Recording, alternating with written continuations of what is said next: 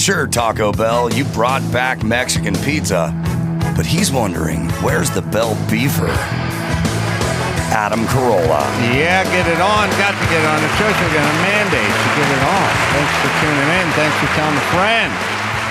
We love that about you, right, Gina Graham? That's right. And Bald Brian. Shitty kitty with the hairy titty.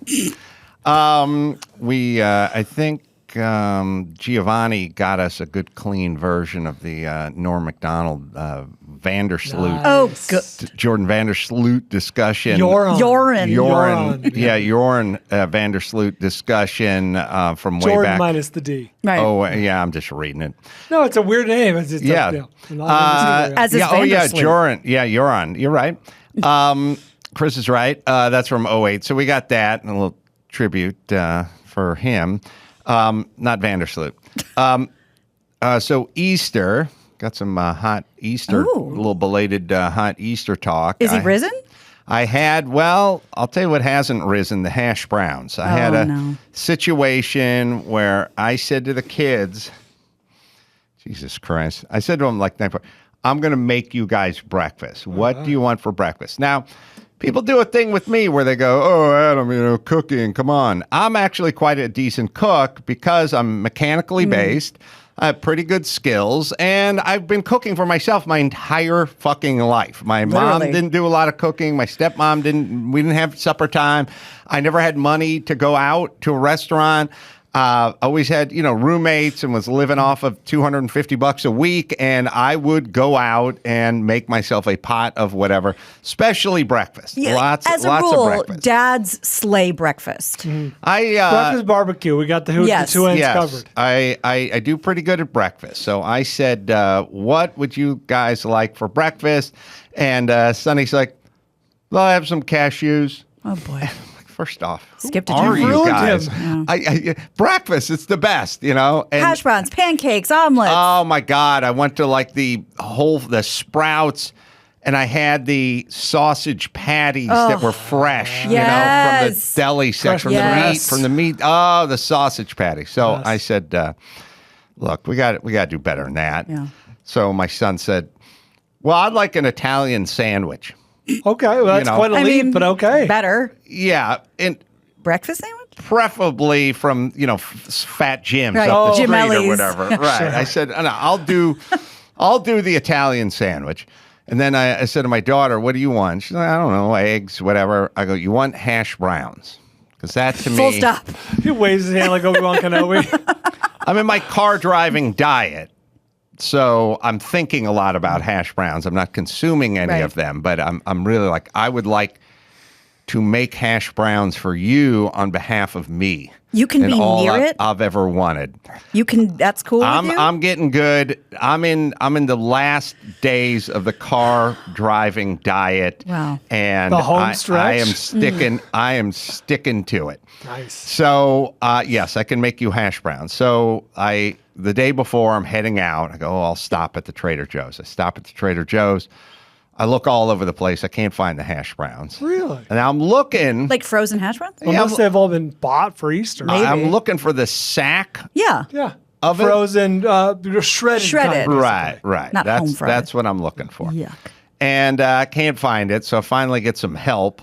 And the guy's like, yeah, it should be right here, like in the frozen section. Mm-hmm. And he goes, oh, is it? And then he kind of looks around and goes, oh, yeah, it looks like all the sacks of, and then there's one more. And he reaches up and he grabs a brick of the preformed ones, which are, they're about, it looks like the size of a kid's shoe, the bottom. Like the potato cakes? McDonald's potato style. cakes. Yeah, McDonald's style. These ones are about 7 inches long. They're about 2.5 inches wide. They're scrumptious. Broken edges. I'm like, all right, let someone else form them up. Fine, I'm good with this.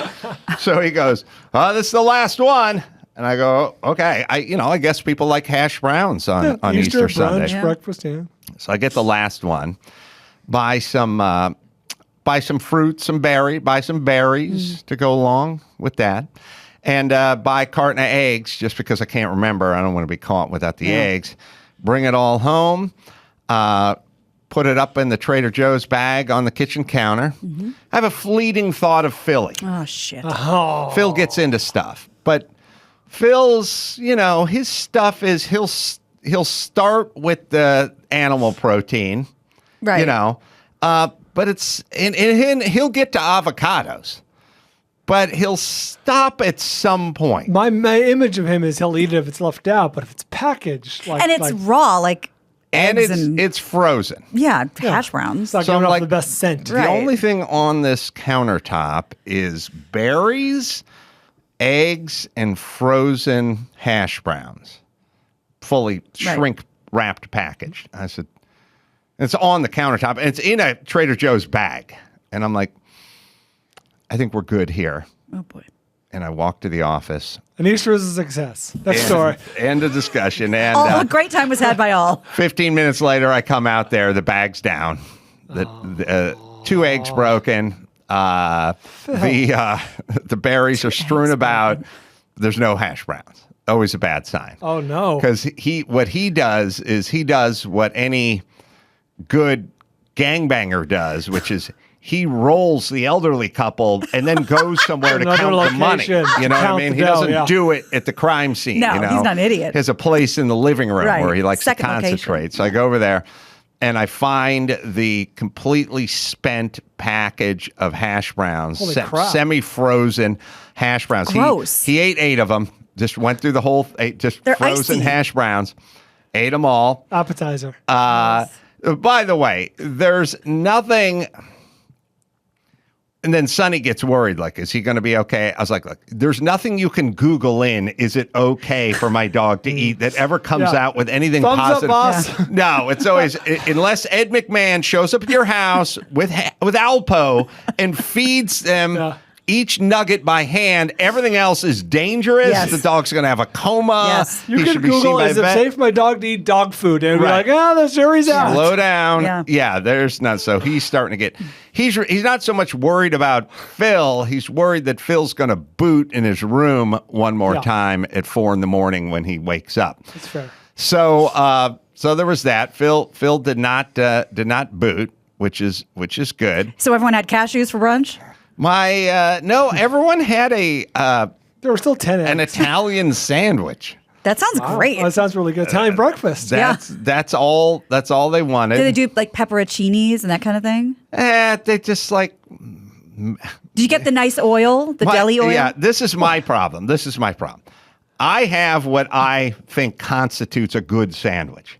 And then there's everyone else. Okay. And when I talk to them, I was talking to Natalia, she's like, mustard, salami, toasted bread. I think we're good. What about And I'm like, what about the Italian spread with the olive oil? And the aforementioned pepperoni. yeah, Right. what about a nice slab of tomato in there? How about Piece of some provolone. How about a piece of provolone? Like, no, we're good. And I'm like, yeah, but the provolone, like, it's not registering. It's like someone trying to talk someone into a religion they don't believe in. It's like, but surely. You say cheese, but you mean provolone. After you die, you go somewhere, right? You must go somewhere. Like, that's how I am with food. Like, but you like it more. Right. Nope.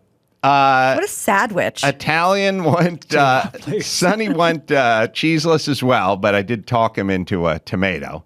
So that was Small victory. That was a victory. So Big time. they had that, and then went to go try the thing. My New Year's resolution is try the thing. Right, for an hour. haven't done. Easter Mass. Nah. No. Went. That would have been. That's a really, really good suggestion. Yeah, it would have been a tougher sell. I was going to take the kids Oh, I see. Yeah. to one of those iFly places with the fan. Oh, I've always wanted to do that. Yeah, Yes. seriously, I've wanted to do that too. Yeah, wait till after the operation, Gina. That's probably a but good idea. The point is well, first off, it's a little hairy. It's kind of fun. It's the indoor skydiving. Right. Look, an industrial fan is pushing you up. And Yeah. you're kind Tube, of, yeah. Yes, the acrylic tube goes up about 20 feet all in. The base of the thing is probably 10 or 12 foot around. Everything's a circle. There's an opening. You sort of enter, they fire up. Now, they do a lot with the speed of the fan. Oh. If they speed it up, you go up. Higher, they bring it down, you go down. It's kind of interesting how you launch. You stand in a doorway that has kind of a shroud around it, but it's open, but the air isn't really spilling out of it. and then you just kind of lean in, fall forward, and the and the instructor kind of does a thing like when you're teaching 3-year-olds to swim, sort of puts the hands under you, and you just kind of lean forward. Next thing you know, you're up in the air. If you go from horizontal to vertical, will you eat shit on your face? Yes. Okay, I figured that's why I'd never seen anyone doing that. There is no lifting body at all when you're vertical. You have to go horizontal. Right. Keep your hands out, sort of your elbows bent, hands out. It's sort of like if you're talking to someone through glass or something. Like you put your hands on the glass. It's kind of in front, but not fully extended, not full Superman, sort of elbows bent at about a 90 and just sort of out. Right. Flatten out, legs straight. Now, the thing that I always find interesting, it's a little, the whole thing is a little experiment in humans and instructions in sort of how they perceive things and then how they control their own bodies. Because in a weird way, you cannot hear when you're inside. Sure, right. There's no sound other than, they'll do, incredible there's a whoosh, couple of crude hand signals. It'd be like a sort of thumbs up means, okay, you're doing good, stay the course. There's a sort of straighten your leg sign versus a bend your leg sign. It's just sort of bent hand straight, straighten it out, bend it. And then you just kind of, they kind of keep a hand on you a little bit, but Spin then they'll just, they'll let you float around. The jumpsuits, you'll be wearing a jumpsuit and a helmet and some goggles, and they have a little handle on the back, and they can kind of grab it and pull you around this way, or they can let you float a little and kind of grab your foot and pull you back in a little bit. Awesome.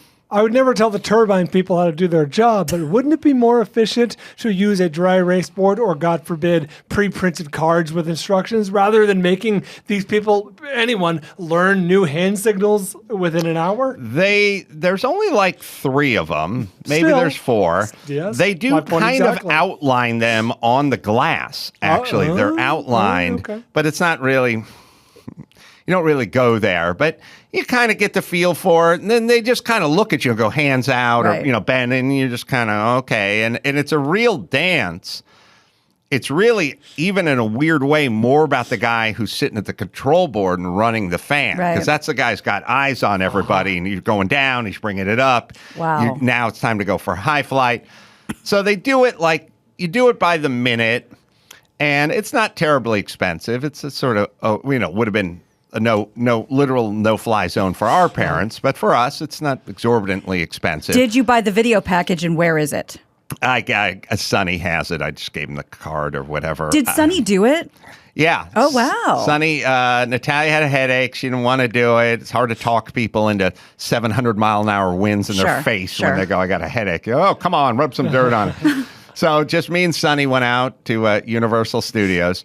Or the park, the city walk. Yeah. How much prep/training is involved? Because I heard there's like an hour of like class. You watch a short, like 5-minute video. Then there's 5 minutes worth of verbal whatever.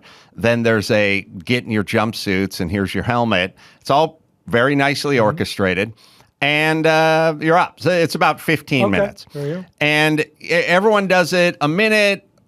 Kind of max maybe 3 minutes, depending on like the package you bought. And by the way, a minute may not sound like much, but a minute's you get the idea. Then you can pay a little extra and go for the high flight. Did you? Oh yeah. The extra with the high flight means you go all the way up, like you're about 16, 17 feet, which and people are very whatever with footage. They're like, oh, I got a vaulted ceiling. My living room, it's 40 feet tall. It's like, no, that's a 4-story building. That's the outside of a 4-story building. It's 17 feet tall, which is a very high ceiling. And when you go up 17 feet, you're high. Yeah. Especially when you're flat on your belly. Yeah. But it's about 16, 17, maybe 18 feet go up. The guys that are the instructors who show off at the end of the session gymnastically, kind of fun. I mean, they doing the flips and they come on, they sitting Indian style, that's right, flapping their hands and like going up and then putting their hands up and coming Willy back Wonka. down. It's a lot of aerodynamic stuff. I mean, you literally pull your hands in and you start going a different direction. So by the time everyone does like 3 runs, the first run, you're out there, and the whole idea is not to bonk your head and cause hemorrhage. Right. Just kind of floating around, and the guy's kind of holding on to you and telling you to get your head up and blah, blah, blah. The second one, you're starting to experiment a little more with a little more movement. But the third one, they're kind of trying to teach you some of the basics of how to control yourself, And here's where the rub comes in. They don't talk about that. They just start doing a thing where you're kind of floating there.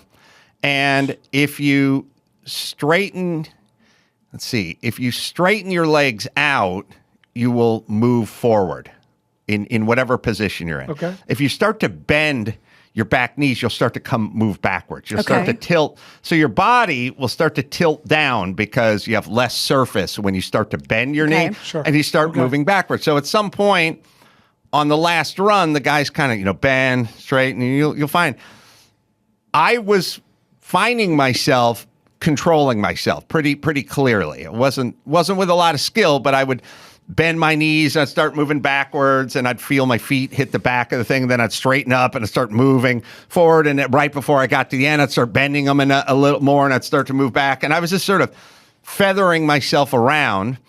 And the other 7 people had no concept of that. Like he was going like, bend the knee. And they'd be straight and they'd be going, he'd be like, bend. And they would bend and they'd start moving back, but they weren't associating bending and straightening with essentially controlling your forward and backward movement. And I thought it's kind of interesting because I've been coached a lot and listened to instructions and rode the unicycle and drive the cars and stuff. I felt like I have body control. These people were just sort of garbage in the wind. Like they're just, and he would go like bend, and they'd be like, I don't know. And they'd be like moving and he'd be pulling them back and like he'd be showing them like, bend the leg. And they'd be like, whatever.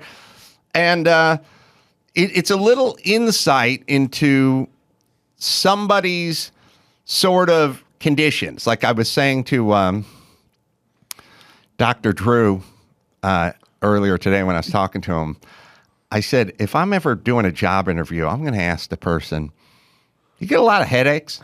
And if the person says yes, this is aside of them suffering from migraines and having to take shots. But they go, yeah, I get a lot of headaches. I'll know that's all encompassing. There's going to be a lot of food allergies. There's going to be a lot of missed days. Turn the lights down. I got the COVID shot. I was down for 3 days. Like it's going to be, it's global. Yeah. If you get a lot of headaches, I keep Advil in the car. You might not want to hire that person. They're going to miss a few days. They're going to have some issues in there. But you go to one of these iFly places and you learn who sort of has their brain hooked up to their body. I can see that. And also, they're just guys where they're like, the guy's like, just straighten your legs out. It's like, okay, legs bent. Straighten it out. Forgetfulness. Bent. Like he's actually pushing the guy's leg straight. As soon as he's done, it comes back up again. Like some people do not like physically have control over themselves. But I'm guessing that guy wasn't a Navy SEAL and didn't play a ton of Pop Warner football. Anyway, it was fun. The other thing I found interesting is I got fixated on this couple. There was this attractive woman, her attractive husband, and the 14-year-old son and the 8-year-old son. They were like pumped. They were excited. The kid would get in there. Mom was like cheering him on and looking at him like, hey, and then mom's like all smiles and everything.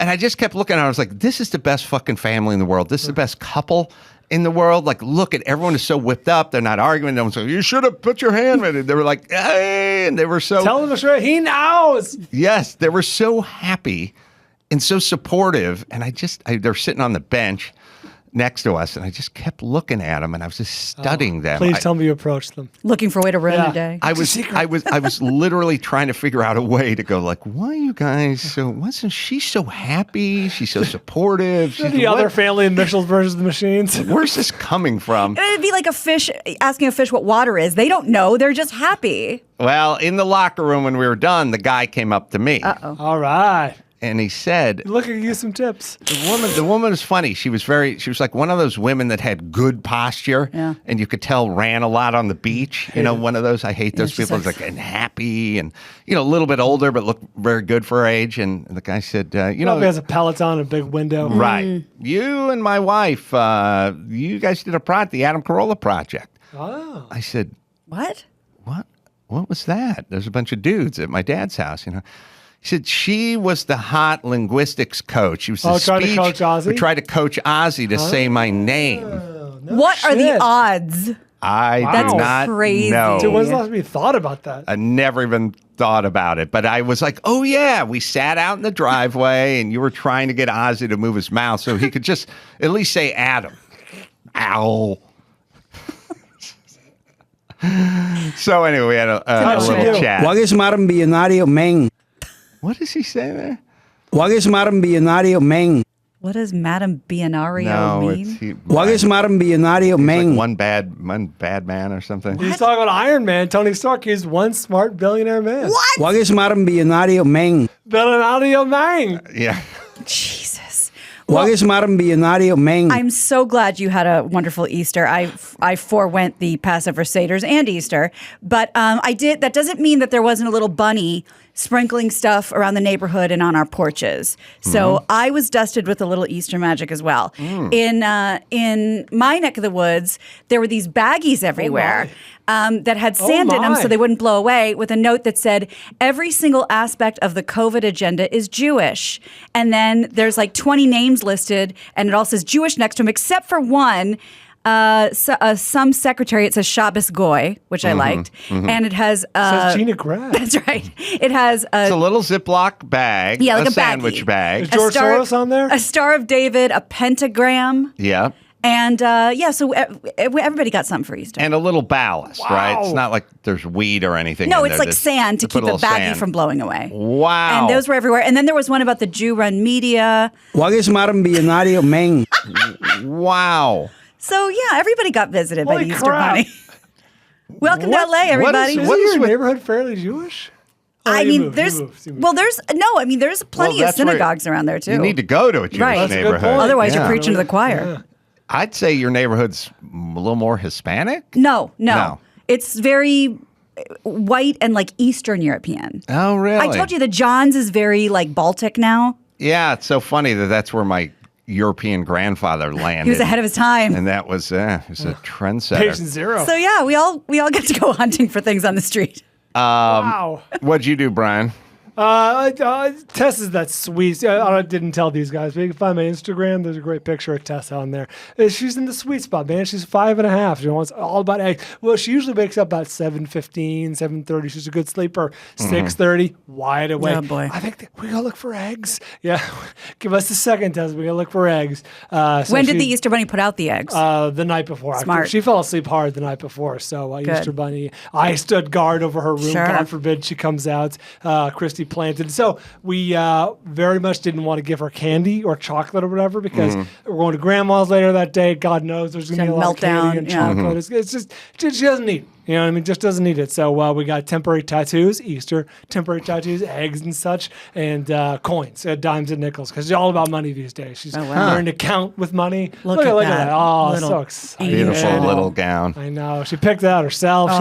She's all about it. This is the best age. So cute. All right, we got, as promised, Norm Macdonald, and is he as you guys will give each other parts in the clip. Oh, okay. But, yeah, that guy sounds hot. It's on a story about the disappearance of Natalie Holloway, and there's that story about Vander Sloot and his buddy calling up on his buddy Dory to take care of the body. all the way back from 08. You call me. Okay, I'll be Vandersloot. Yeah, now you're at a payphone outside of Marriott. The chick has just fallen asleep on the beach, and I'm just hanging out watching TV. Yeah. All right. What's your name again? Dory. He's got a weird name, like Dory. Yeah. Right. I let it ring a little bit because I don't want you to think I'm desperate. Plus, it's late. I shouldn't even be up. One more time. Hello? Dowry, is this you? Hey, Vandersloot, what's happening? Hey, listen, buddy, I'm in some trouble, man. What's up? I'm calling you from a payphone. I realize it's year 2006. What do you need to borrow some money or something? What happened to that cell phone? Yeah, anyway, what do you need? You need to borrow 20 spot? Now, this is the thing, man. What'd you do? Vomit on your shirt or something? You need a new shirt? No, I met a hot lady. All right. Yeah, down at the casino. Uh-huh. And I brought her to a remote section of the beach. You know how I work. Right. I know your M.O. Yeah. What do you need, a condom or a roofie or something? No, I already have those. I've already used those. Oh, okay. The thing is, I mean, this girl wanted it bad. Yeah, cool. You know what do you what need, I'm a talking towel or something? Nah, that's not it. You remember that boat you had? What do you need, some water-soluble lube? No. Yeah, it's I know. over with. It was a hot. Okay. Yeah, awesome. Yeah, I got a boat. What of it? I was wondering if I could borrow it for a while. Why? What do you want me to do with the boat? Well, she may be she may be dead or in a coma. Right. And I was thinking we throw her in the chuck. Oh, so we toss her in the boat? And what, like drive her to a hospital? No. What about the ocean? The bottom of the ocean. Floating hospital? Davy Jones' locker? Davy Jones' locker. Wow, you're a 20-year-old guy who knows that reference? But yet no cell phone. Interesting dichotomy. So let me get this straight. You met a chick at Carlos and Pepe's. Yeah, she was hot. I did a jello shot off her belly. You did a jello shot. You dropped a digit on her on the beach, and now you want me to drag her into the ocean and throw her in because she's passed out? Yeah, but I don't want to go. I don't want to go with cool. you. Is it cool if I don't go with you? Oh, so hold on a second. Because a minute ago I was watching the Honeymooners and enjoying a Zima. Now you want me to get up, pop on the Hirachis, head down to the beach? Yeah. Are you going to help me load her onto the boat? No, I got to get home. Okay, so let me just digest this for a second. She may or may not be dead. She will be, though. Okay, but as of now, she may still have a pulse. Yeah, I can't tell. Okay, so you want me to swing by, but you won't be there, and then I should grab her and drag her across the sand and then toss her onto my boat and then drag her a couple kilometers off the shore and then dump her in the ocean and then go back home, and you're going to be where? And what you do with her before that's up to you. No, you're beeswax. Yeah, between two consenting adults, I don't care. I think they call it a perk in the business. But, all right, and you're going to be doing what while I do this? Oh, I'm going to be going home. They got a honeymooners, marathon. Okay, so you're not going to help me roll the corpse into my boat or anything? I don't got that kind of time, man. Okay. I'm a little spent. All right, buddy. So which lifeguard station would she be at? She's just by the payphone. Okay. She's by the payphone? She's under a mangrove tree. Oh, there's none of them in Aruba. I'll go to the one place where there's a mangrove tree. Awesome. All right, buddy. But hey, listen. Next time we go out to breakfast, you're buying. This has been a wonderful reenactment. I was never more angry in my life because I call one of my buddies and I'm like, hey, dude, I need a ride to the airport. F you. It's only Burbank. F off. Well, Christ, you live right by me. Suck it. Well, geez, it's right on the way to work. No way. Well, goddamn, I'm leasing you the car. I don't care. This guy's the world's greatest friend, isn't he? That is a good friend. In some ways. Good Lord. Oh, good stuff. The great Norm Macdonald. They're all passing before our eyes. That guy sounds hot. Playing the Gilbert Godfrey stuff over the weekend. That was very good. All right, so we got a couple of calls up there. I think the nicknames is the themes because everyone had a horrible nickname. There's a girl that reached out to me. A girl. I want to really make sure you heard that. They called her in middle school Sideburns. Oh, and I think I know her. She said she never recovered. She said she's always grown her hair out long now, so you can't see if she has any like hair, like peach fuzz. Yeah, we'll talk off the air. Okay. Women definitely, some have that little peach fuzzy sideburn, and it also strikes me that there's a window for permanent damage. Yeah, and that window is like I mean, I'll pull out aside the, bizarre people that, molest, 2-year-olds and stuff. But the window for really like permanent mental and emotional damage, it's probably like 6 to 17, I think so. Maybe even 6 to 16 or something. Got about a decade in there. That's where we get all our licks in. Not like this stuff kicks in your 30s. Yeah. Like I showed up at the office, someone called me lard ass or pantsed me. Yeah, like it's all just grafted onto us. It's tattooed onto us. Is it evolution? In a small window, and then we just take it into our we take it to the grave. But after that's the thing. We're the most vulnerable and the most mean. Why those two things at the same time? Yeah, I know. It's like we all. It's like we're all hemophiliacs, and that's the time we're in a junkyard barefoot. That's right. You know what I mean? Running with steak knives. Yeah, and I guess then the real question is what do you do with that information? Since we all get that information, do you embrace it and make it a part of your being, or do you not listen at all? So the reality is when people go, I don't listen to that shit. Oh, you should listen to it. They'll make some points in there. Now, it's drawn from reality. Listen to it and then see about working your diet a little bit, or maybe you got a little halitosis. Maybe you should be doing a little more flossing. You know what I mean? Like there's something that can come of it. But when kids with, like, say, bad acne, which, by the way, I didn't get acne till my 20s. And I was like, what in the hell happened? I always had perfect skin. But you see those kids, they're like the crater face, pizza face. You don't think those kids have tried everything? Yeah. I mean, that's rough stuff. In a way, that's kind of what college is for, is kind of reinventing yourself. That's coming right. out of that. Yes. Whatever weighed you down for those previous 10 years, like 6 to 16, you kind of blossom. Or we all know that you must have known one or two or more people in college who reinvented themselves. Well, I went from, like, theater nerd to, like, pot-smoking theater nerd. See, that's more of a slide to the to the left. I reinvented myself as a construction laborer. Right. See, it's universal. At my Brian, you're coming making out great party points. in front of a bunch of Nicaraguan guys. Right. All right. Well, we'll get to that. We got other stuff. Are we? Oh, we're doing Rotten Tomatoes. First, God. we got that coming up. First, I'll tell you about Tommy John hammock pouch underwear is in full package deal, man. When you're wearing Tommy John pouch underwear, you're so much more comfortable. You do everything better. Innovations like air mesh interior hammock, moisture wicking fabric with 4 times the stretch of what you're normally wearing, competing brands. I got my TJs on right now. I'm wearing mine right now, Pretty too. sweet. Legs never ride up, and no rolling waistband. Tommy John doesn't have customers. They have fanatics. Over 17 million pairs sold. Once you get into them, you're not getting out of them. That's it. Free shipping on returns, by the way. Every pair is backed by the best pair you'll ever wear, or it's free. Guarantee. Right, Dawson? It's Tommy John's anniversary month, so whether you're trying them for the first time or a longtime fan, get 25% off site-wide right now at TommyJohn.com/Adam. Go to TommyJohn.com/Adam today for 25% off TommyJohn.com/Adam. See site for details. All right, Chris, you can get ready with that Tomy Drissi stuff. I'll tell you guys about that in a second. We'll take a quick break. Be right back after this. It's time to check Adam's voicemail. Ace man.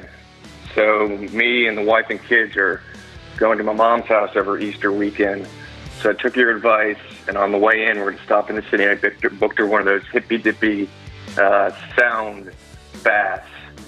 So I want to preemptively thank you for the blowjob I'm going to get in my old bedroom, or give you a fuck you very much for having to listen to an angry wife all weekend ask me why I spent so much money on a lady to make sound with her mixing bowl.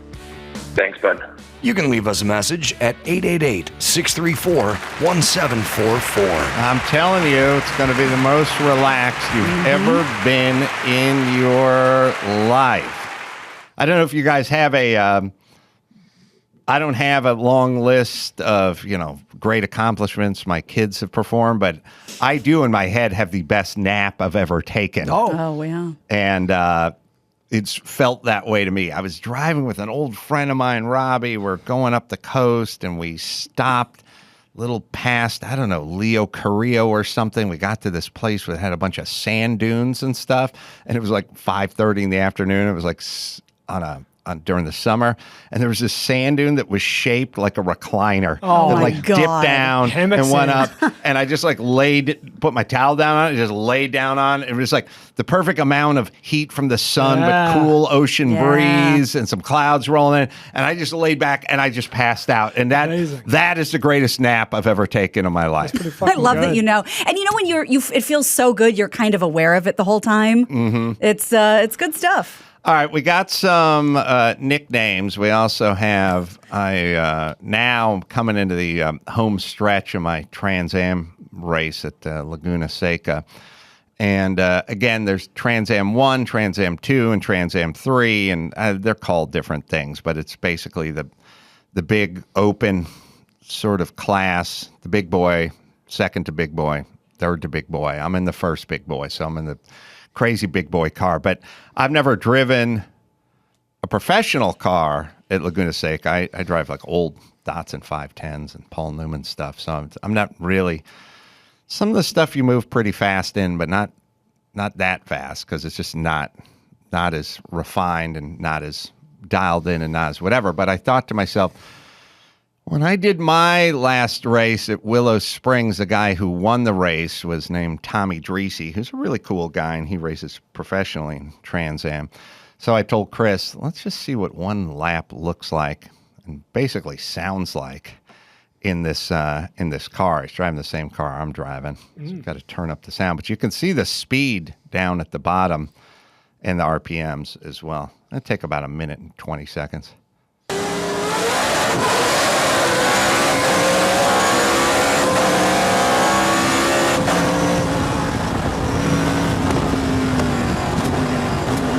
It's a beautiful track, by the way, Yeah, and the sir. scenery's beautiful too.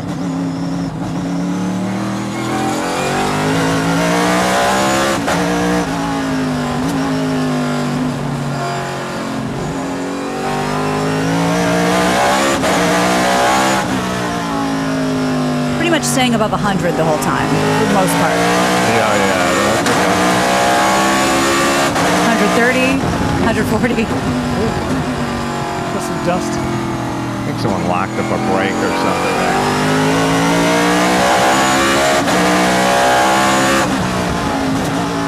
So you go up this long hill up into the corkscrew.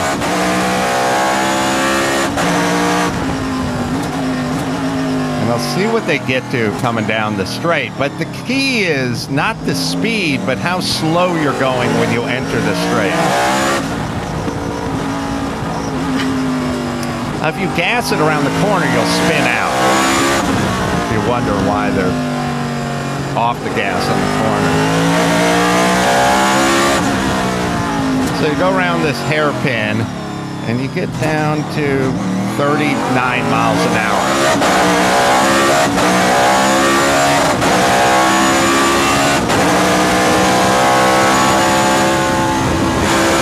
152. So anyway. Feels dangerous. Yeah. You're in a cage, but you get down into the 30s at the beginning of a short straight, and you're over 150 at the end, and then you go back down to like 30 something again. That's the key. Everyone knows how fast are you going? How fast are you going? How fast? It's not. In one instant I'm going 39. In 1 minute you're going 150, and then you're back to 39, then you're up to 105, and then you're back down. That's the whole thing. It's the up and the down, and the guys that are better at that get around the track faster. Well, you have fun out there. I will. Sad to see Tommy's in fourth place in that race. I think he got third, though, Chris told me, but he did win my race. All right, so we got our nicknames. Let me just pile through the phone lines here. Stephen, who's 39 from Space Coast, Florida, who calls in a little bit on Cape Canaveral news or something. Photography. Yeah, usually. But yeah, I saw the tweet and I was like, well, I had kind of a silly nickname as a kid, kind of clever, I thought, or at least my family thought it was clever. Step Chicken. Where'd that come from? Well, you spell Stephen, Stephen. Step hen. So Step hen. Good job. And because I'm a male, I am step chicken. All right. Better than Wait, step isn't cock, it I guess. chicken Yeah. Were you a stepchild? That would have been even funnier.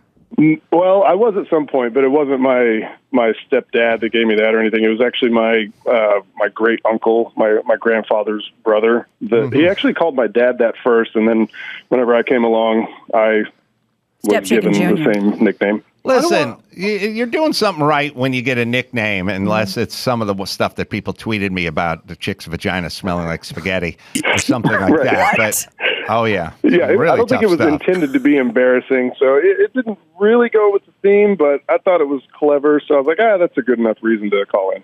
Wouldn't the male version of Step Hen be Step Rooster? Rooster, yeah. I don't want to ruin your beloved childhood nickname. Step Rooster, but, I know. Chicken lay eggs.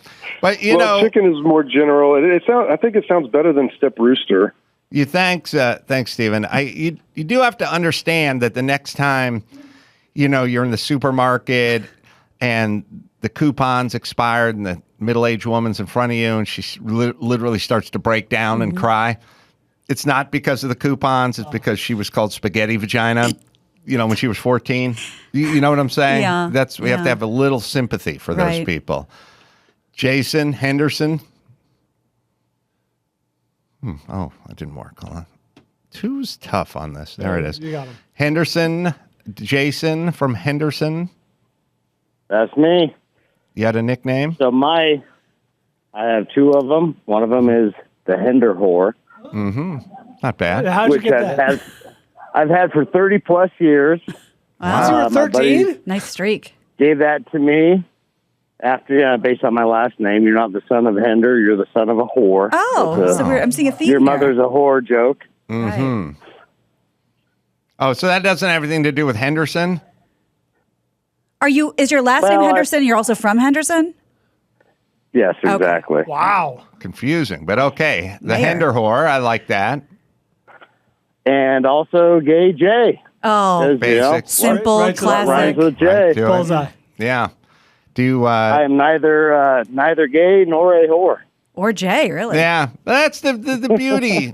Thank you, Jason. The beauty of a nickname is it doesn't need to be accurate. No.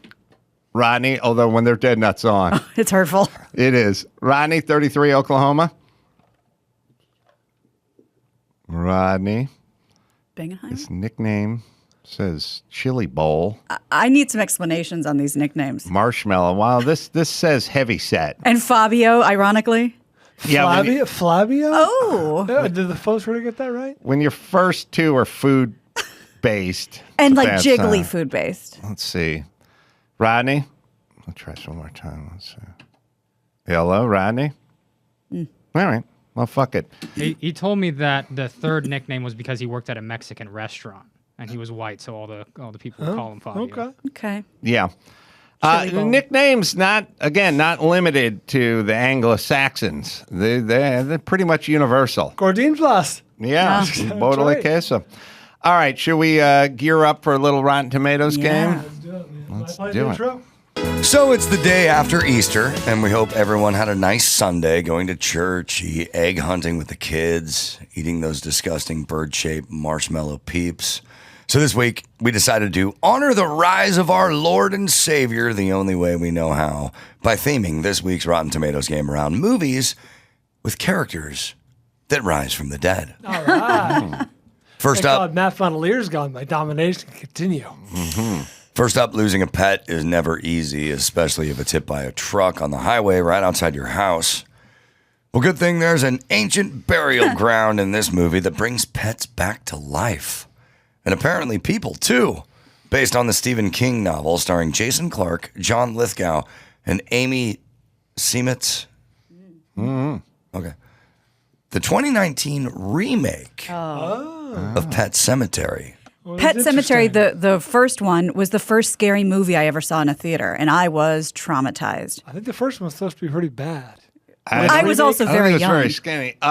There's also a Ramones song attached to it. Oh. Didn't know. I think so. I think there was at least a Ramones. I don't want to go. I don't want to be buried in a pet cemetery.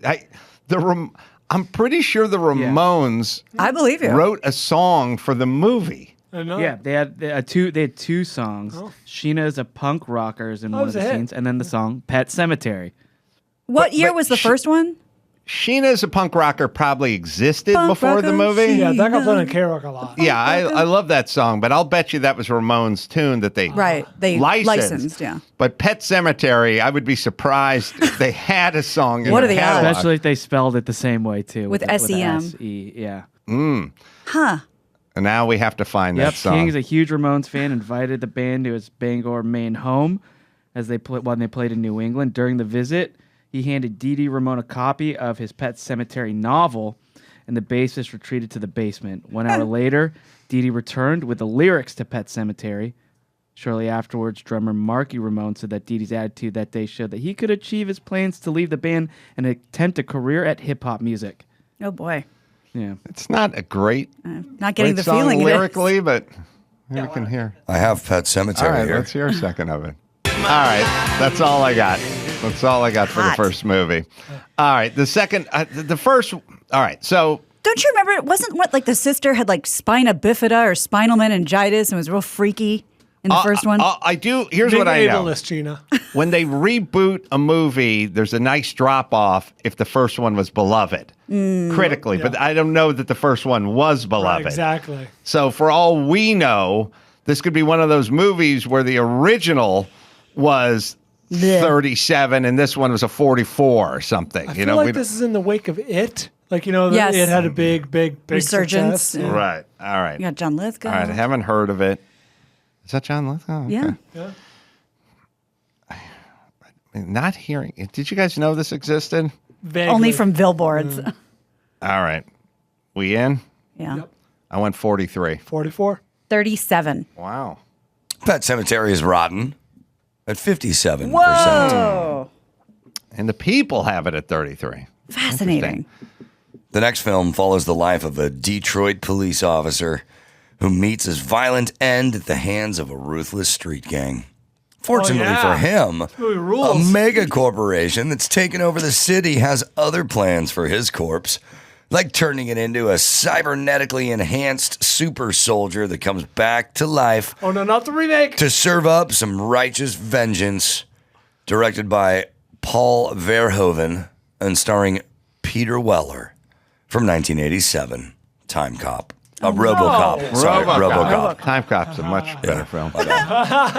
RoboCop. Ed 209. I remember where I saw this, and I remember it was like Heaven. one of those things where I was insanely depressed because my girlfriend dumped me, and it was like one of those, let's go out and, shake off the blues. And I just sat there miserable the entire movie. It's not RoboCop's fault. But it was still, it's an interesting. Part man, part machine, all cop. Fuck yeah, this movie rules. Okay.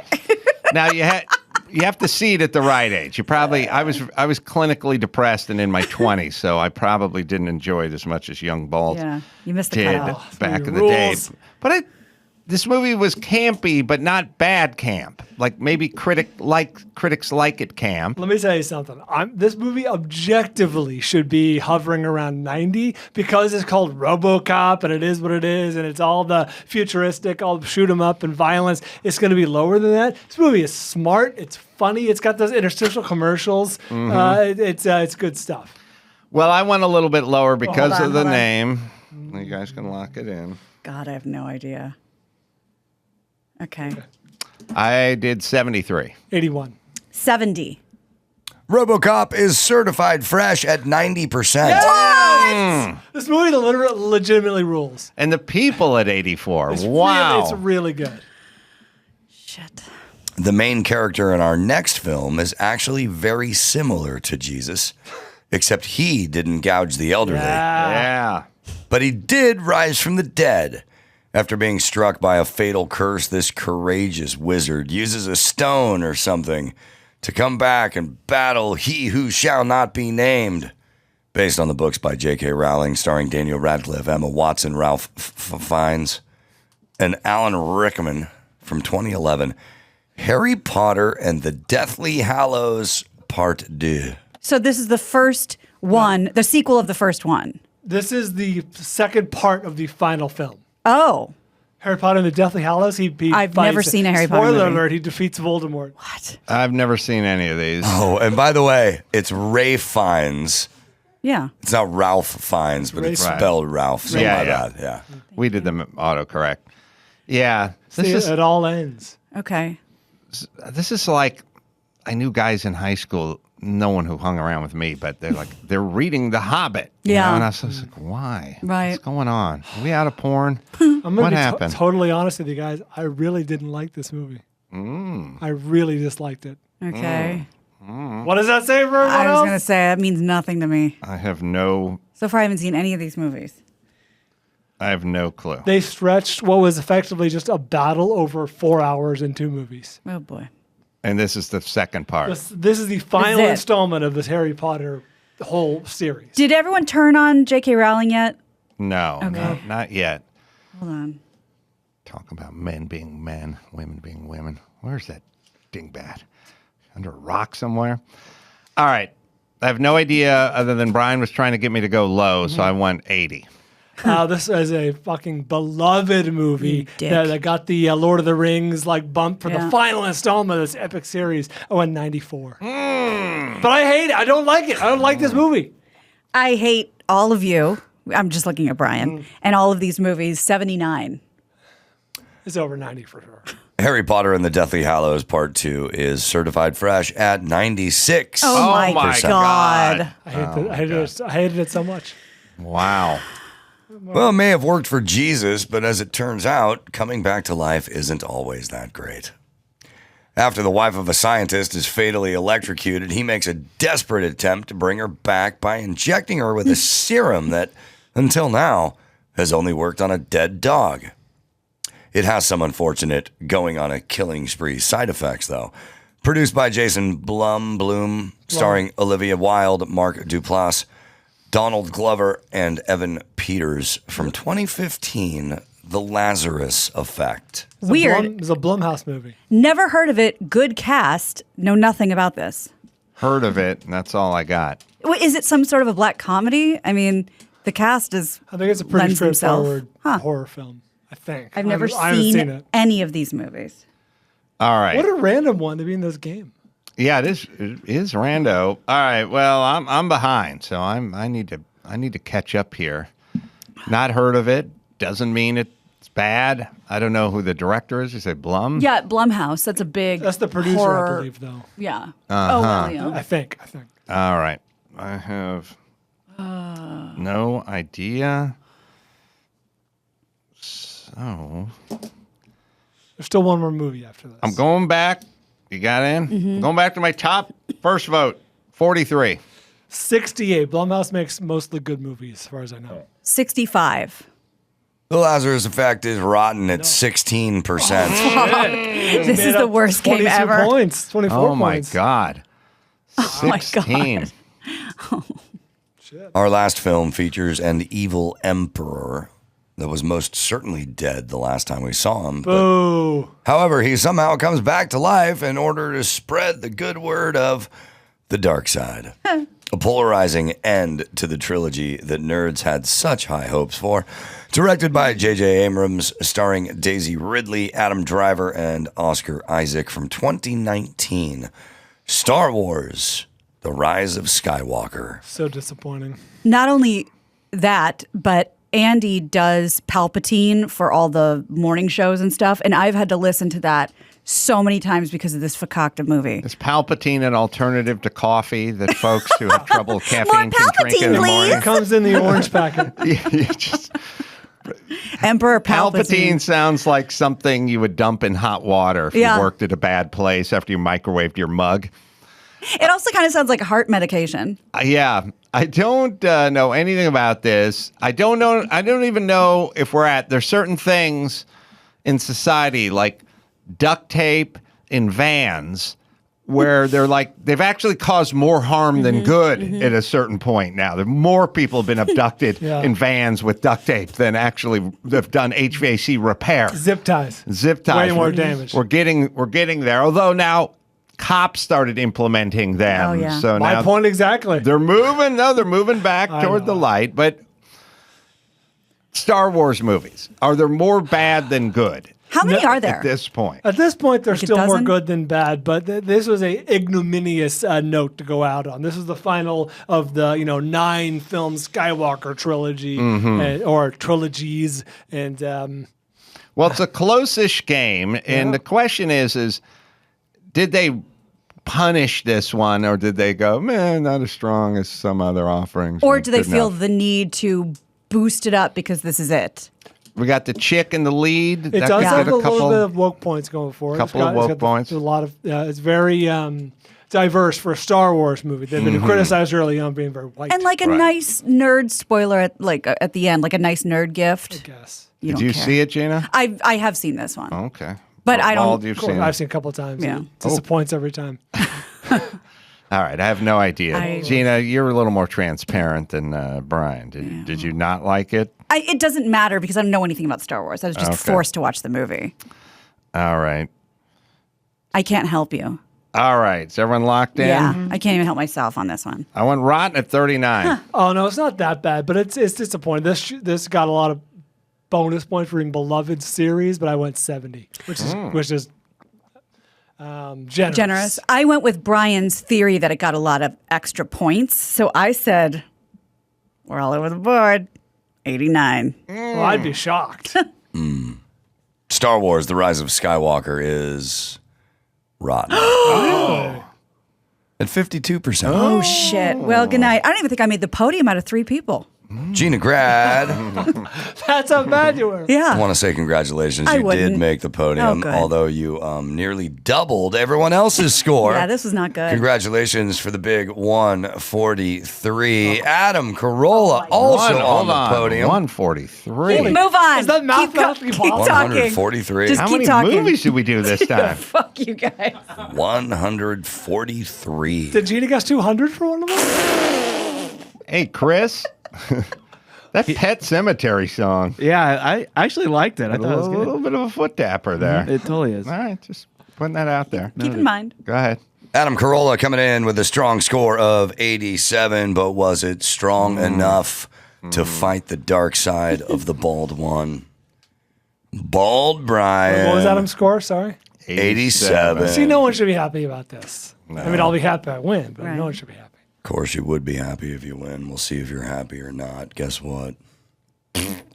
You lost 94. Adam wins 87. I'm over the moon.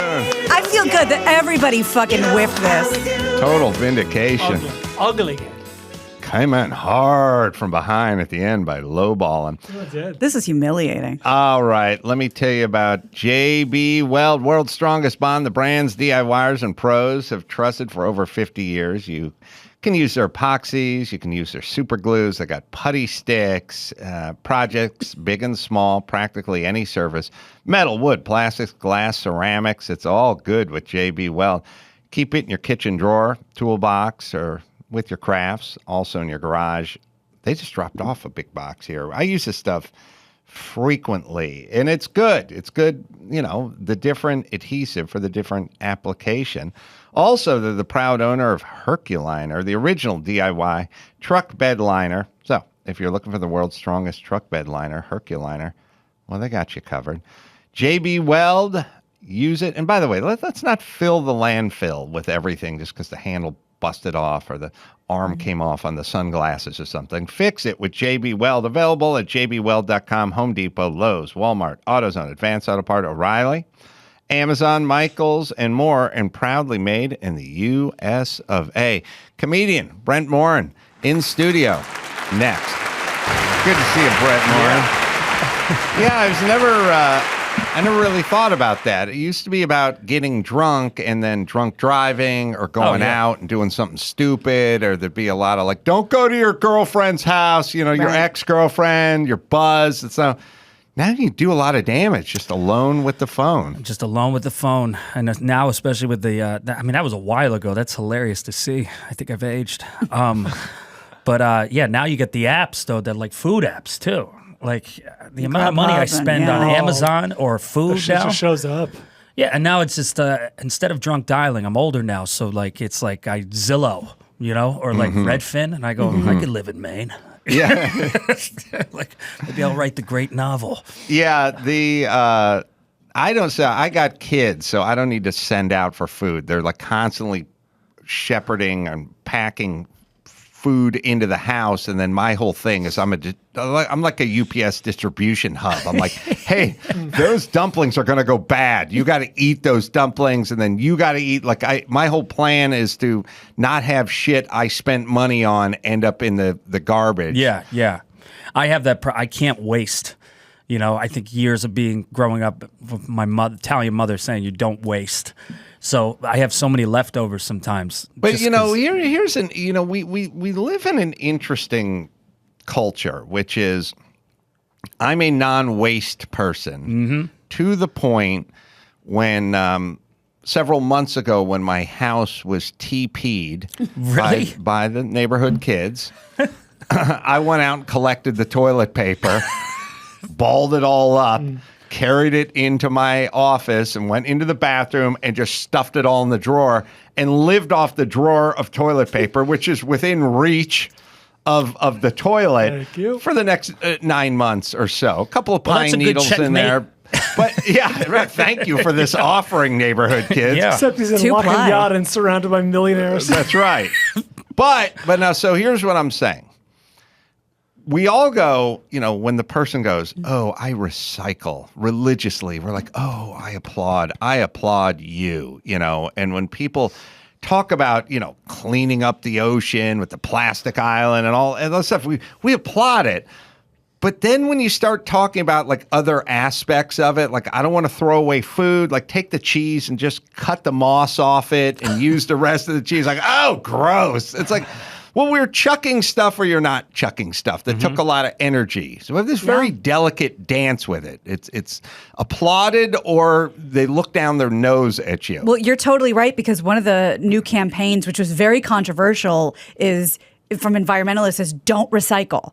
Really? Stop recycling, because all that means is like you're using the same amount of shit and you're wasting it. You're just throwing it in this blue bin instead of this green bin or whatever. Yeah. Reuse this. Stop just pitching it into a bin. Yeah, so you're right. Well, I think that none of us really know what we're doing. Right. Also true. And we just learn every decade or generation, and then you start figuring things out. Like one day we're going to find out like Sour Patch Kids is healthy for you. Everything is basically the food pyramid. Like we're all wrong. I'm going to be laying in my deathbed and someone's going to go, some young person's going to go, what was your life like? And I was like, we argued over coffee, red wine. Red wine is the one. Dark chocolate. And then I learned the name of a ton of Middle Eastern countries I wish I'd never heard of. And everyone had to pretend like they were experts on what went on over there. Yeah. Well, no, it's true. Like, I think if you come in every day of life with low expectations of understanding something, you'll be a happier person. Yes. Like, I wish I was dumb. I'm smart enough to know I'm not that smart, but I'm at that cusp where if I have a night out, I wake up the next day and it's 10,000 regrets in my head. But I have friends, especially on tour, like I'll have a certain friend and he's not that bright. He'll wake up the next day and he's like, epic night, man. And I'm like, what a life, what a blissful life that he gets to live. Well, I've been, and there's another example of this, and I couldn't remember. Oh yeah, there's two examples. So I've always said, you either want to be out beyond the breakers or you want to be safely on the beach. It's the middle is where you get pummeled. And then I saw some defense martial arts guy go, look, you either want to be far enough away from the guy's punch where he can't get you, or up tight, up in him, where you're like smothering. I started to think of it as a metaphor, like the middle.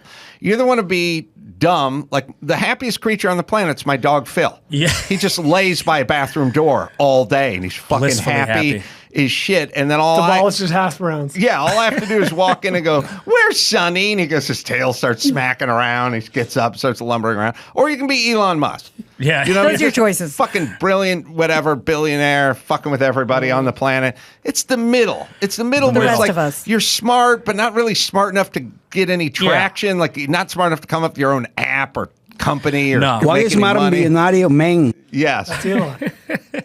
I'm the kind of guy Yeah. that I watch a trailer to a documentary and I know everything about World War II. You know, Right. because I'm not going to sit and my ADD doesn't allow me to process enough, but I'll have thoughts and I just go on a thing like mom. Both my parents are teachers. My mom knows history like crazy. And I'll be like, I know who killed JFK. She goes, how? I go, this thing I saw, I was watching something else, but then that was on, and I know. It was I a know. meme. I saw a meme. Yeah. You're the living example of Dunning-Kruger effect. You're like, yeah, I know that. Both your parents were teachers, right? Yeah.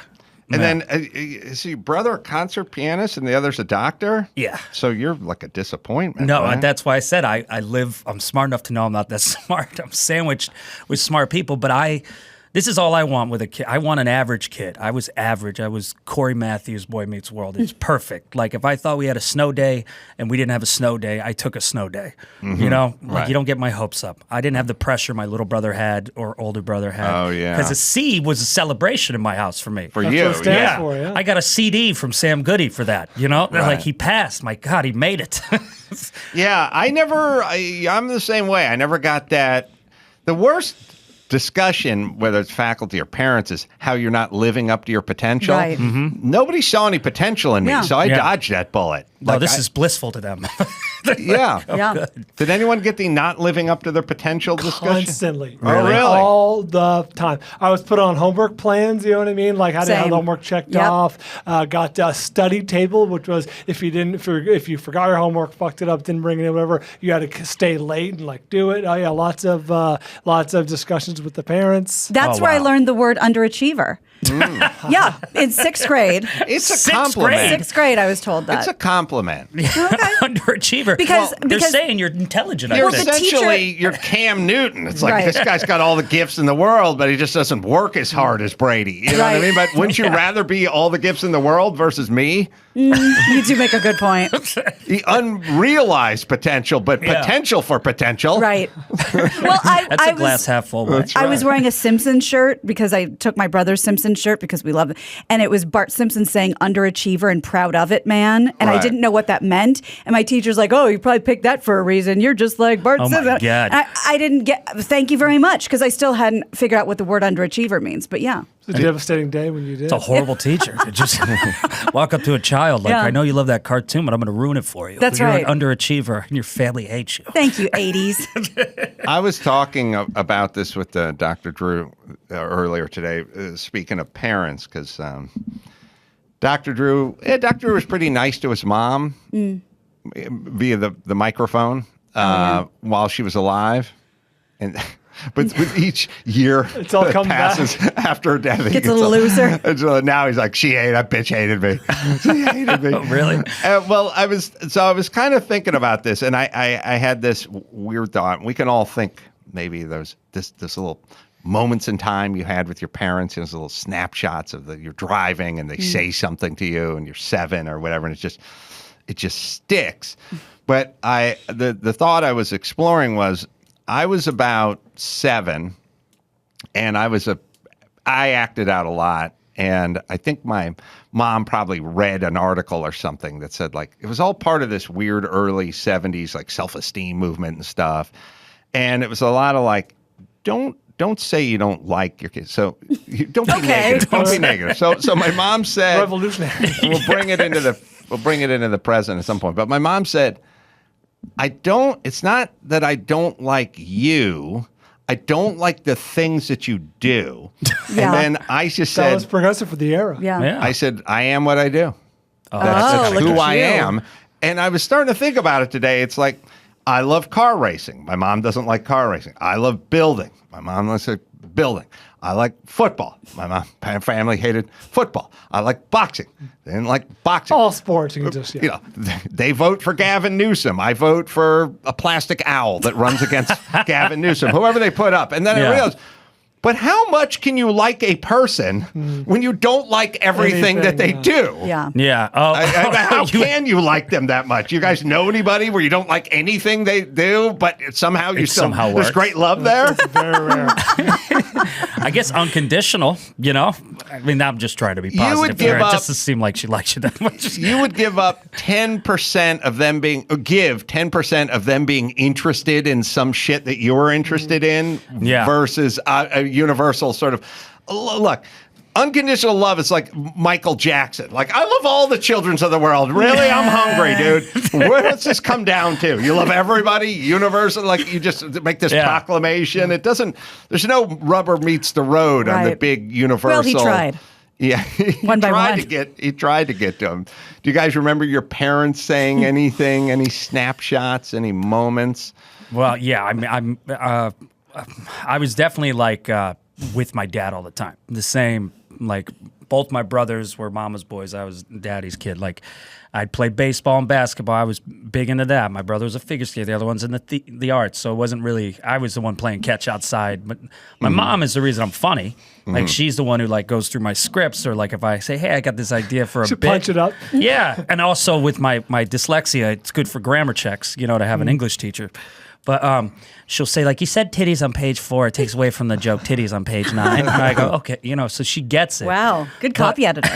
She's fantastic at it, but she'll be like, no, that joke doesn't work. You're wordy.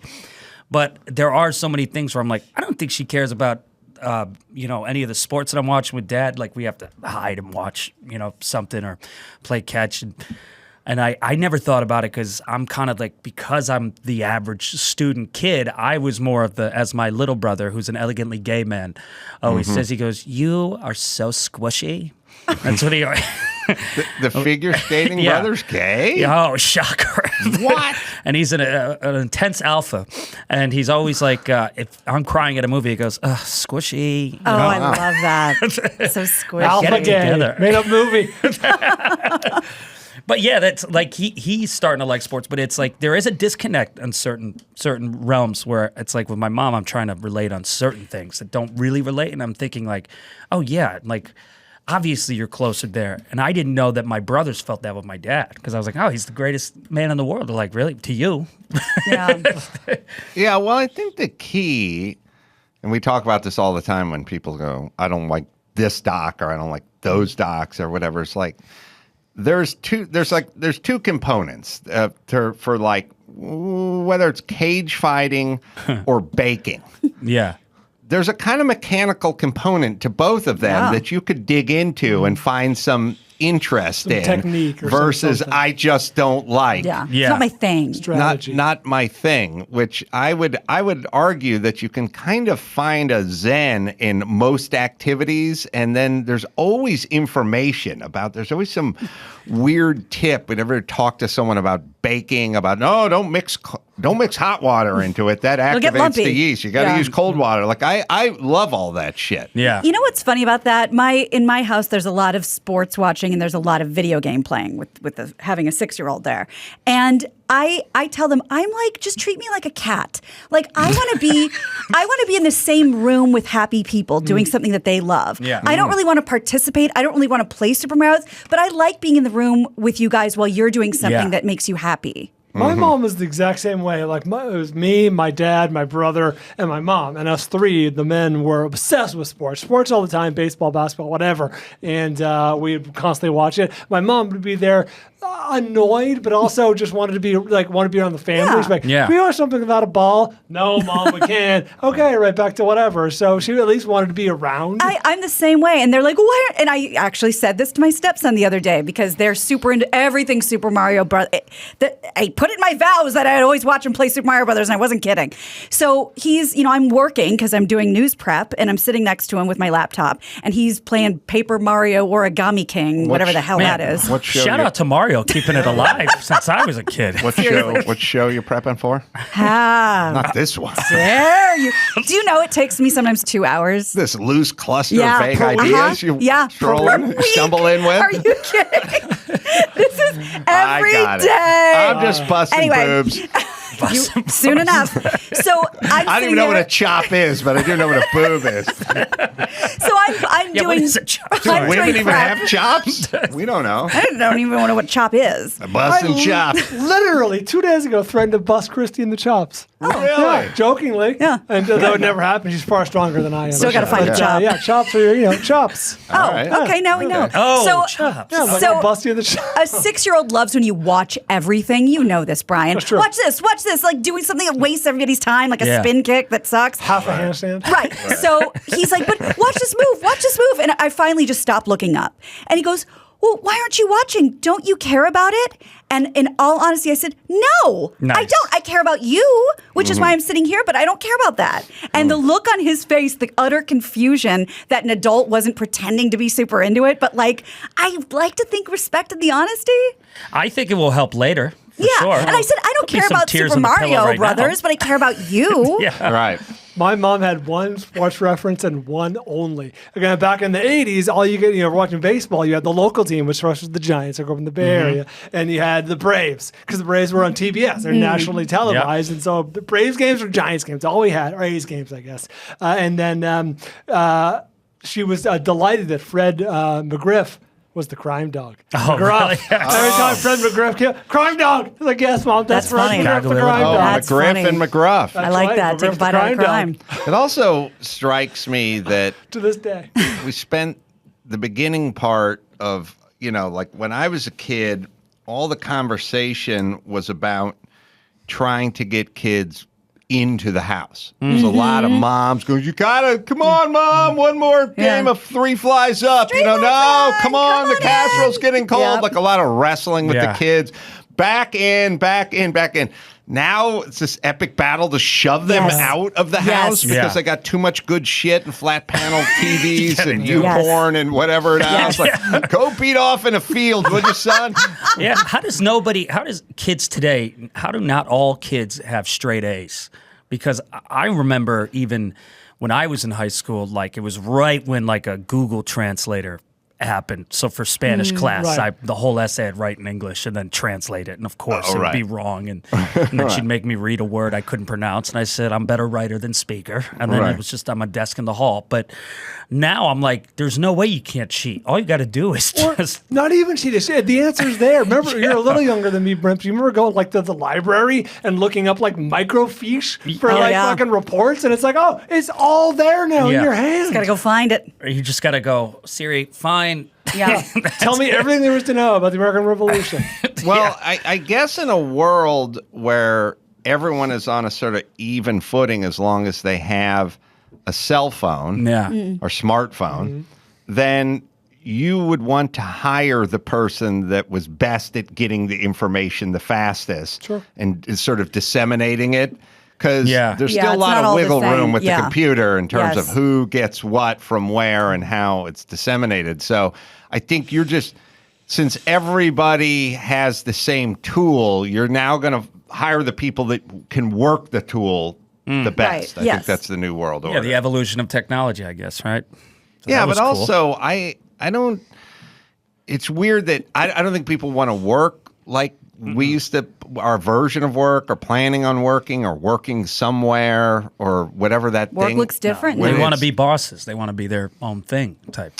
Yeah, and then there's this interesting thing, which is the bosses. So everyone doesn't want a target on their back. Like literally in LA, the cops are like, don't wear flashy watches, don't drive expensive cars. That's on you. The boss is coming in with flip-flops on now. We don't really have that hierarchy. Mr. Jenkins checking his pocket watch. It was always the boss was the boss. Right. Yeah. He dressed it, he drove it, he spoke it. And now everyone's trying to be everyone's best buddy, you know? Like a Santa Fe art teacher or something. Right. Everybody's coming in. And so the employees and or the students, the vision is blurred. Like I always think back on going to I went to my son's like second or third grade class, and there's like two things. The teacher was like 27-year-old chick. She's wearing go-go boots. Oh, boy. Has a nose stud. This is the teacher? This is the teacher. Well, because we're all thinking about Mrs. Parker, or Mrs. Valdivia, Miss or Hagedorn. something like back. My teachers didn't even have an age. They were sort of a universal teacher old. Right. You know what I mean? 65 plus. Looked shitty in a short skirt, like just wore the same. Denim I vest. didn't even know what their hair was. Yeah. They 60, 40, or a ghost. Their hair no looked idea. like Aunt B from, Andy Griffith's show, Yeah. like weird hair. Like, I don't know, Mrs. Wolk, I don't know if she was 37 or 114. She was just teacher old, like not asexual, non-sexual. Nobody, there's nothing going on with that. She's got the go-go boots. She's got the nose stud, and she's got her Starbucks with the big dome on it, so she ordered the big whipped cream, whatever. And she has this label facing out with her first name on it. And like, I came by as like 1970s guy, and I was like, hey, you may want to turn that in because they're going to learn your name, and you know what happens after that when the teacher, once the kids find out the first name, it's on like fucking Donkey Kong. And she's like, they all know me by my friend. That's what they call me, And I was like, what? That's what I was like, yeah. I mean, you're not even old, and you're old. That's how it. That's how Beth, it was. I'll see you at class a little later. It's like what? Every single teacher who tested my daughter's school since preschool till now, 5.5 years old. First name. I mean, teacher Eduardo, teacher whatever, teacher Carla. It's all so interesting. That's just how it is. I'm so happy to say that this kid has to say their last names. Nice. I don't think they know their last name. I don't see. I think this stuff. I think it's a slippery slope. I think there needs to be a division between like the kids and the teachers, or the boss and the employees. And most importantly, between the cops and the public. You know what I mean? Like when the cops telling you to do something, you're walking on them, going, "Dude, what's your problem?" Like, no, that's not. I know you knew your school teacher's first name, and your boss leaves his door open, and you come in there and sit on his desk. This guy's got a gun. Like we need a division. We need this sort of authority division. Yeah. And we look at this as like a utopia if we could dissolve that division. Like reimagine. We're going to reimagine everything, but it's like it really hurts the people. Like I've fired people over stupid stuff, but I've had plenty of. I had a guy I was just thinking about in the other shop, not even here, like where I was telling him to do something on a car, and he started like going, "Hey, dude, fuck you. Whoa. I do it my way. I'm not going to put my name on this shit, on this work, or whatever." And he was such a colossal douche. I just fired him the next day. Like I liked him, but I realized he doesn't have any control. Or when I was telling those guys to clean their office, and they would never clean their office. And you never said, "I like your spunk. You remind me of a young me." He's like De Niro. He's like De Niro in Casino. I like the kid. Good kid. I fired him the next day. It doesn't help the kids, is what I'm saying. Like if you're low on the totem pole, don't get in your boss's grill and tell him to fuck himself. Yeah. It sounds pretty obvious, but as it gets blurrier, this division between the authority, the coach, the cop, the teacher, the boss, it doesn't help the kids, it doesn't help the players, it doesn't help the pedestrians or whoever's dealing with the cops. Like it's getting blurry. And I don't mean to be but you're talking about a slippery slope. And I don't think that this is the majority by any means, but the stories do come out. And, it's like you've talked about before, like if you say, okay, which adult wants to take all the young boys camping? The first guy with his hand up, that's the guy, he's out. He doesn't get to participate. Right. And the more you blur that line, the more kids don't understand boundaries. And that could be some juicy prey for a psychopath. I had a kid at my house on Friday night do a move. Could you imagine? All right, so here are the imaginary moves. I've told you, I had one of my daughter's friends roller skate past me inside the house. That's amazing. Hardwood hallway. I'm just walking. She's blowing by. Full roller girl, I can't imagine. Bad reference, but I was gonna say, not the greatest reference. Leave that one out. She went on by, didn't bat an eye. Wow. Now, of course, you can imagine doing that as a young person, someone's house. Remember how scared you were to wake your parents' friends up when you were like a sleepover in there? You just count sheep. God forbid they come out of like the bedroom and like keep it down. Shut up. I told you when I was a kid, I accidentally knocked over somebody's strawberry milkshake from McDonald's, and they sent me home. Oh wow! I I experienced this one Friday night. I was standing with my son's buddies. They're like 15, 16. They kind of goof around now. I got a reoccurring joke that I do with them that Sonny hates, which is that's why you know it's good. Keep doing it. I got to keep doing it. You have to. I had this carpet cleaning boss, and he was like kind of fancied himself a tough guy, but it was more like he was 27 and we were 16, right. So there's always a tough guy, you know. And we were like driving in the van, going to a job, and I'll have to stand up to illustrate. Oh, but good. Nice. he would do this move that I do with Sonny and his friends all the time, right? He's getting up. Adam, this is radio. I'm sorry. If there's a problem, man, I'll just go up to the next guy and I'll go, hey, man, no hard feelings. Let me introduce myself. My name is Art Fuss. And I'll throw like this big left hand, this crazy blow.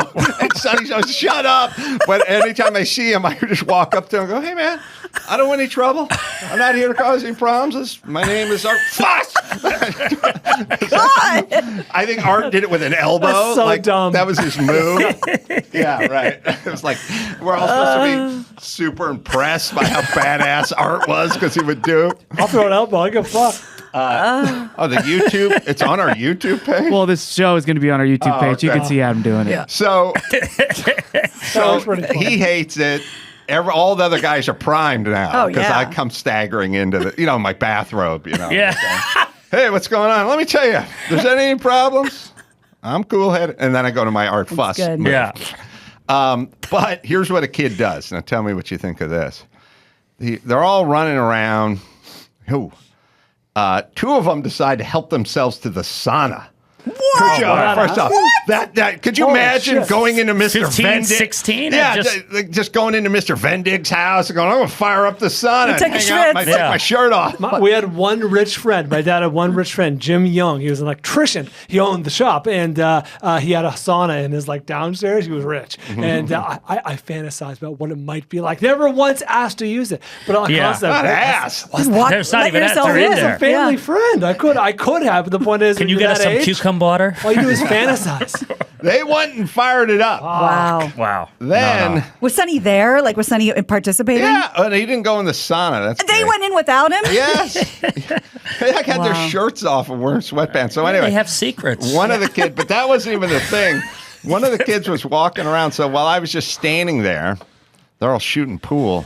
Jeez, I got a good Fun house. Yeah, this is a great picture. Pool, and they're done with the climbing rock Rollerblading wall. upstairs. They've all done the zip popcorn line. machine. Yeah, they pet the lions. Right.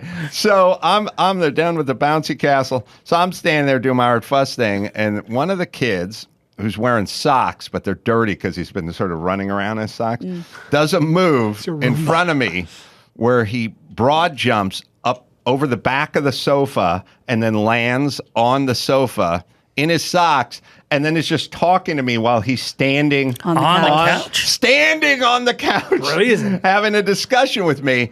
And I just thought, oh my man, there's no rules anymore. No. Could you imagine standing on the sofa? God, no. Not Talking even to the owner of said sofa. Over owner of said sofa. There's no way. We go to my friend's place. When I was in elementary school, I remember he was the kind of guy who had the Marlboro hat that he earned. For sure. And you bought it with the Marlboro with the miles. Sent in the empty packs, and he got the hat. And I always was just Was that impressed. the dad or the friend? The dad. Yeah. Well, later the friend. Right, sure. He was just the fun house you can go to that where you're not going to deal with rules, but you're still terrified of this guy. Oh yeah. There's rules, you're not responsible. Yeah, He'll be like, yeah, go outside, have fun, blah blah blah. But I swear to God, if you do anything to this and your mother gets home from work, I'll beat the shit out of all of you. He just had that attitude. So you just were terrified, and I'm thinking dude, I wouldn't even sleep on the couch. Yeah. I wouldn't put my feet near the couch, on the couch. He had a thing, and then I was like, I also couldn't get past the fact that he could smoke a cigarette and chew gum at the same time. I don't know why that's vivid in my head. But That's very cool. yeah, the entire time. And here's how old my parents are. Sorry, Mom.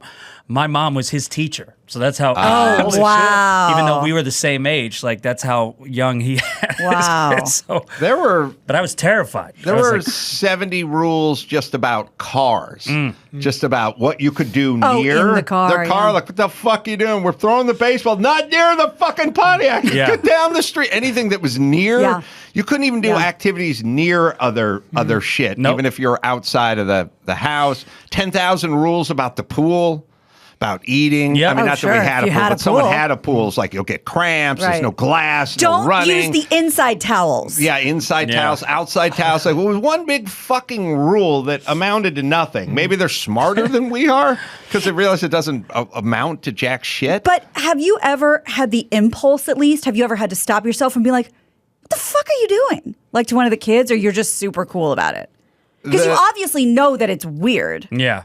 I feel like you're also asking for you here because I feel like you've said a few things. But that's the thing. Like our Please house. tell me somebody else it has done normal? this. No, it's funny because like I think our house is very like normal and very Rockwell, and it's like fun, and we're fun there. But like also like I'm not Yeah. a pushover either. Well, what I did is I just walked up to the kid while he was standing on the sofa, and I said, "Hey, look, I don't know. I don't want any problem. I'm going to introduce myself.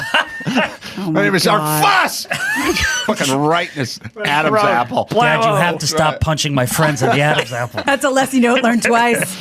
All right, let's take a break. Brent will hang out. We'll do some news right after this. We'll get to the mandates and the stuff, but let's start with something fun that happened over the weekend, is happening for several more weekends. The Coachella Music Festival got off to a smooth start over the weekend. Acts like Harry Styles, Billie Eilish, Swedish House Mafia, The Weeknd, all headlining Friday, Saturday, Sunday night. This festival, by the way, a lot of people don't know this, started in 1999 as a 2-day event, featured Beck and Rage Against the Machine. Around 25,000 people in attendance, did not make a dime.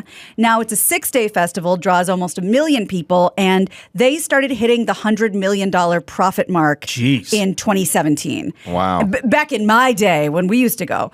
But there were a lot of surprise guests. Blur, Damon Albarn from Blur and Gorillaz. He appeared with Billie Eilish. They did a song. Daniel Caesar brought out Justin Bieber. They did their Peaches song. Anita brought out Snoop Dogg. Brian,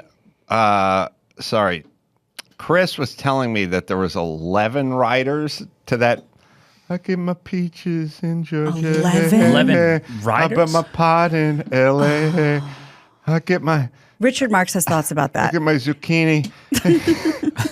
Get my bread from Kansas. Okay. He's literally just reading a list of where he gets shit Groceries. from. Yeah. Did somebody come in and just go, I got it, after like days of research, like peaches? Or it's like 9 guys weren't enough to put this 3-minute song to bed. It's a retarded nursery rhyme, and they had to get. What did you say, Chris? You said 11 guys, I think. That's that's shameful. That's embarrassing. Chris, didn't you say 11 guys worked on that song? Yeah, well, yeah, I'm pulling up the clip right now. It's pretty. 11. I wonder if like it's a contractual thing with like certain producers. You know what I mean? They get to be big enough, and it's like, I'm working on the song. I'm getting Put my name on credit. Well, you know, Ed Sheeran, he said once that the problem that happens with writers on songs is that they're just if you're in the room. Like, say we go visit a studio and we're there, and it's like, you should pause there or something. They go, I'm a writer on it. Right. You know? And that becomes like a legal thing, like crazy. Ugh. Yeah, if you listen to the song, it's stupid, but a little bit catchy, but dumb and and not practical. 11 people didn't need to write it? No. Okay. No, probably 7. 7? Yeah, Max. On your best day. 7 people. Yeah. I mean, how many Beatles wrote songs? It's sort of Lennon McCartney. At most 4. McCartney. At most 4. Is that the top? That's funny. Oh, here it is. All right. 11 people. 11 people. Okay. Wow. Well, there was one special guest that came up. My hair is actually a nod to her today. I was so inspired after watching the clip several times. Harry Styles brought out somebody you would never, ever have expected had an influence on him, that he was a fan of. And after a couple of his songs, this happened. Oh, Shania Twain. Come on, girls. That's cool. Yeah. Wow. All bets are off. Should have brought up Mutt Lange. Yeah. They did Feel Like a Woman. Harry Styles is loving it. And the crowd goes wild. They think they're at Stagecoach. They don't have to leave. Yeah, right. Does she have kids? I don't know. She's 56, though. Yeah, like how cool would she look though if she has kids to her? Oh my God! You know? So after this, they sit on stage together and they're about to do a duet. I wonder if you could figure out which song. And she says, like, I'm starstruck right now. And Harry said, you have no idea how much you've inspired me because every time we got in the car, my mom had you on, and this is a big deal for me. So it was very heartfelt back and forth. And then they went into this mega hit, which also inspired my hair today. So Harry Styles, she does. Harry Styles and Shania Twain on bar stools singing Still the One to each other. And he's a true fan. Now, like I said, It's very cute. I know Brent wishes there was a comedy version of this where it's like, you pay me $1 million to do a 50-minute set. Don't even get me started with that. I bring out Patton Oswalt and Jimmy Kimmel. And I could wear a chandelier vest like that, and it'd fucking be awesome. You guys tell a few stories. Yeah. Limit it to 26 minutes. You're the one about the birthday clown. Yeah, because he's getting $7 million bucks. It's unbelievable. She got a Southwest ticket and a that a boy from her 19-year-old son, right? Like, hey, wouldn't this be cool to come up and just kind of, I can hang back with, bring the acoustic guitar. And you know who gets all the credit for it? Harry Styles. Right. Yeah, and you get a good wind machine up there. Oh, you get yeah. the perfect green room. Yeah. You're not arguing with club owners. We got a Grammy list of all the people that are So nominated. this is where I originally saw it when there was the first category, Song of the Year. So here's some of the nominees. And this guy's never been born. Yes. We're bequeathing it to him. That song is... That's a money laundering scheme. It's like 3 minutes and 21 seconds 100% long. is. I mean, if that was Inagata Devita or something, I could Stairway to Heaven. Right. Maybe you go to the bullpen, but for 3 We minutes didn't start the fire, all those lyrics, so we need all those songwriters. The Lion King, Aladdin, Henry Winkler. And to juxtapose, you know who? The Lego Movie. How many people, which is a great movie, by the way. You know how many people are credited as writers on Dolly Parton songs? One. Oh, it's just her, yeah. One. Shania Twain? That's right. Mutt Lange. Same. I think Mutt Lange, the producer, took off with Shania's friend or something. I think there was a couples team. I think it was, and then the couple went with Shania. He's very reclusive, so you'd have a hard time verifying a lot of that. But I think it was a couple switch hang thing. We've talked about this before. That definitely sounds familiar. Yeah. Yeah, she has a total creation, but good for her. Yeah. Poor Shania, she looked fantastic. She's at Coachella. Yeah, she's happy as a clam. Yeah, Robert Lang broke up after having an affair with Shania's best friend. Life swap. Oh, And boy.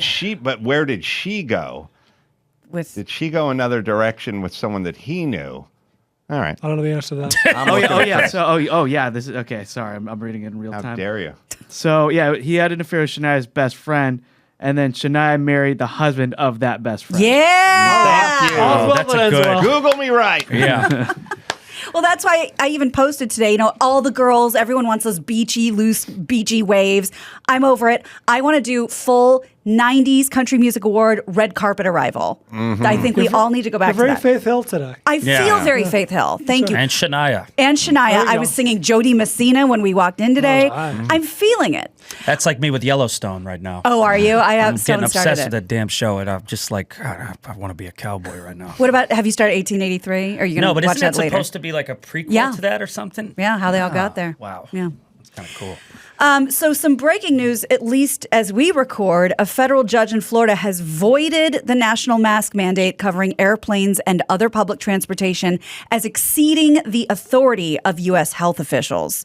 The decision Monday by U.S. District Judge Catherine Kimball Mizell in Tampa also said the CDC failed to justify its decision and did not follow proper rulemaking. It was a 59-page ruling, and she said the only remedy was to vacate the entire thing because it's impossible to end it just for the people who don't want it. So it's just got to be ended. The CDC recently extended the mask mandate until May 3rd, allowing more time to study this BA2 Omicron subvariant. Well, let me say this. There's no such thing as a no mask mandate. There's just a no mandate to wear a mask. Back to normal. If you're a fucking pussy or there's something wrong with your head or you have something or whatever, then feel free to wear the fucking paper mask in between bites. That'll be, you can do that. People have done that. There's precedent for that. Yeah. I get Well, it. it's unclear how quickly the ruling will be implemented at airports, train stations, the country, or if the Justice Department will attempt to block it. So, well, there'll be a lot of doom and gloom. Look, Florida and California ended up in the same place in terms of deaths. But the study that factored in missed days at school for kids and the economy. The economy is a Florida is top 5, and guess where California is? Fucking 49th, 47th. I think, or 47th. All right. So we did very much worse than them. We ended up in the same place. Just fucking admit it. You screwed the pooch, California. You hate Ron DeSantis. Fine. He happened to make the right call. Yeah. It doesn't. We can't affect it like you think we can, and just fucking drop it. They're going to start up with this. Oh, get the body bags. Like they were just on Daytona Beach spring break. 2 years ago, going, why are people so? Fuck you, all you people. Just look, if you don't want to wear a mask, don't wear a mask. If you want to wear a mask, wear a mask. Fucking get on with it. Let's just get back. If it made a difference, I'd be with it. California's the most locked down, or amongst the most. Florida's the most open. Least, yeah. We end up in the same spot. Oh, give me that fucking Sonny Hofstra fucking clip from The View. Oh, did she have thoughts? She has thoughts. Well, she has thoughts while about you're, everything. if you don't have many it, okay, thoughts. I was going to say, I'll wait on Well, that. first Go ahead. gig, I by myself, no pet, nobody. Oh, let's watch this for a second. Let's see this. Here's I Sonny. think when it comes to mask mandates, they're there because people just aren't great people.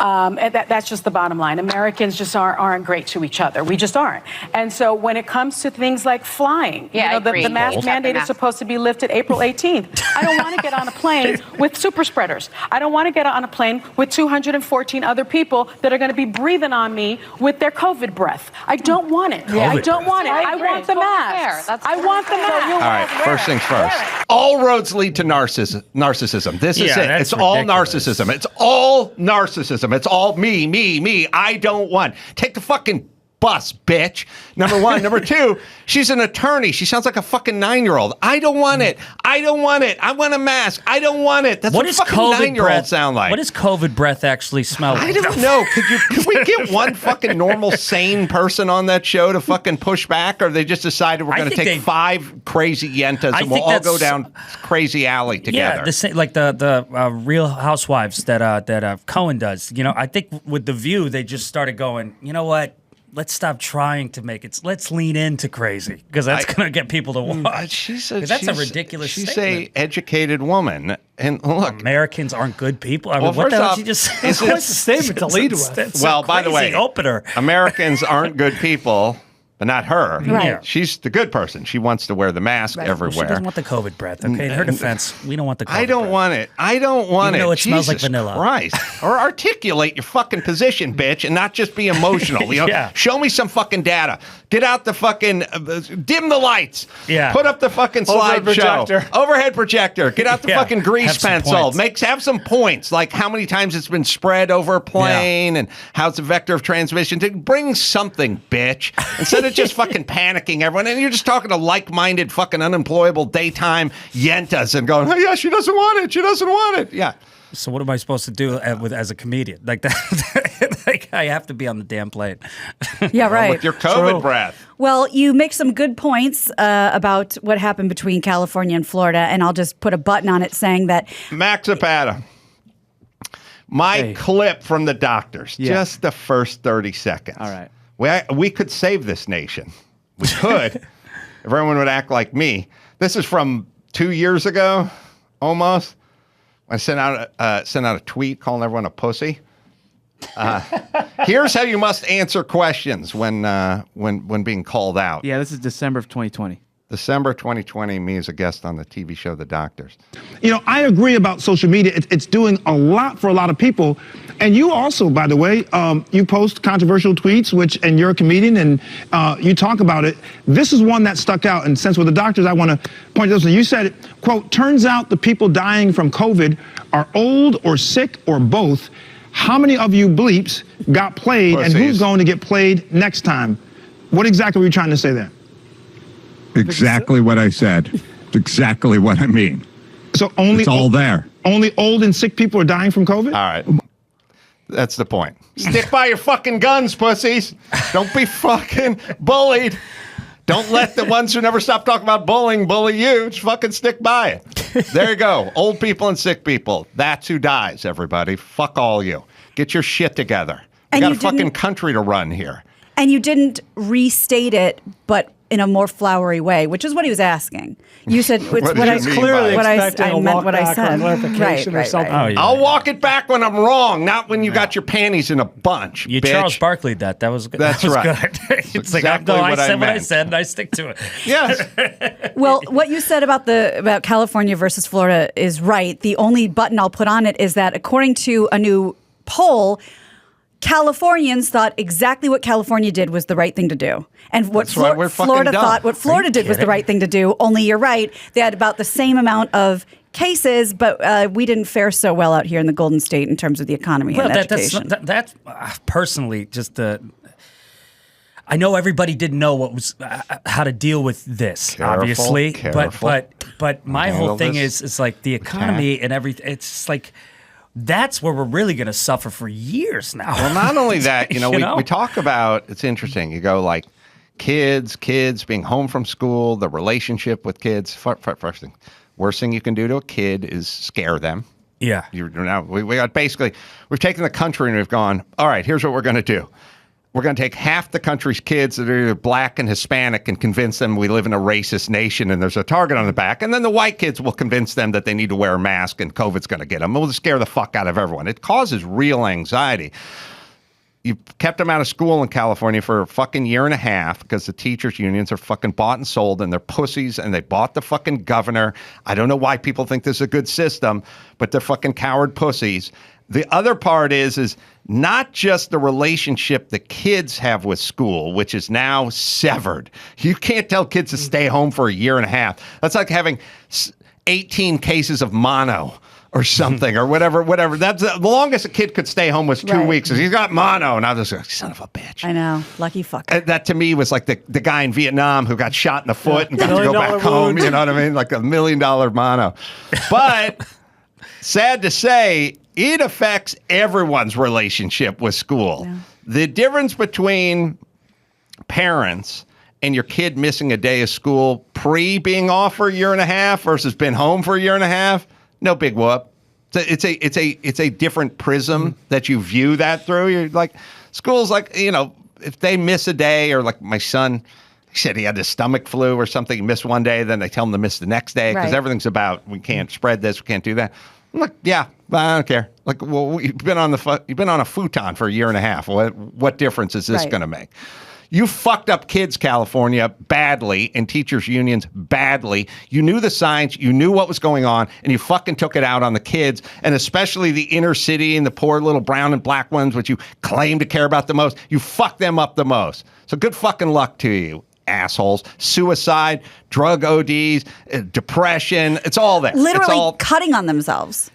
Thank you. And then you called the guy who wanted to keep the schools open in Florida a murderer the entire time. So, all right, now we got the results. Who are we going to listen to next time? That's all I'm saying. California will go down this road again. That's why it may not be salvageable. Yeah. They're overwhelmingly... Gavin Newsom still has an emergency. Are we still in an emergency order from Gavin Newsom 2 years plus in? He's still doing it by emergency decree? Isn't that a funding thing? Which I'm saying, to your point, probably. Wouldn't it be better for him to say we are? Yeah, it's surprising if it was. No, but I'm just saying he is the dictator in this equation, not Florida, California. You guys are under the fucking boot of a dictator, not Florida.